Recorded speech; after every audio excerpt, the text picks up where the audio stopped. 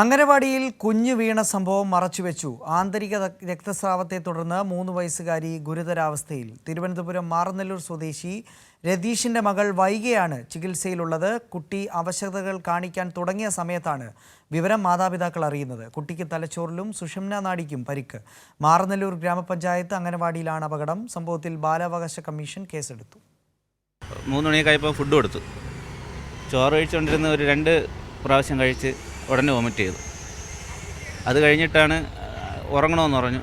ഉറങ്ങാൻ വേണ്ടി പോയി. അത് കിടന്നു, ദേഹമൊക്കെ കഴുകി കിടന്ന് പാലൊക്കെ കുടിച്ച് അങ്ങനെ ഇരുന്നപ്പോൾ ഉടനെ വീണ്ടും വൊമിറ്റ് ചെയ്ത് എന്നിട്ട് നിർത്താത്ത കരച്ചിൽ അങ്ങനെ കരഞ്ഞ് നിന്നപ്പോഴത്തേക്ക് മോനാണെങ്കിൽ അവൻ നോർമലായിട്ട് നിൽക്കണവൻ, അല്ലെങ്കിൽ അവനും ഭയങ്കര ഒരു ഇതായിട്ടാണ് നിൽക്കുന്നത്. കുറച്ച് നേരം കൂടെ കഴിഞ്ഞപ്പോഴത്തേക്കാണ് അവൻ പറയണത് മാള് വീഴുന്നു. നമ്മൾ അമ്മ ചോദിച്ചപ്പോഴാണ് പറഞ്ഞത് മാള് വീഴുന്നു. അപ്പോഴാണ് വൈഫ് ടീച്ചറിനെ വിളിച്ചപ്പോൾ പറയണത്, അയ്യോ മാള് ഇതേപോലെ വീഴുന്നിട്ടുണ്ട്, ഇത് പറയാൻ മറന്നുപോയി.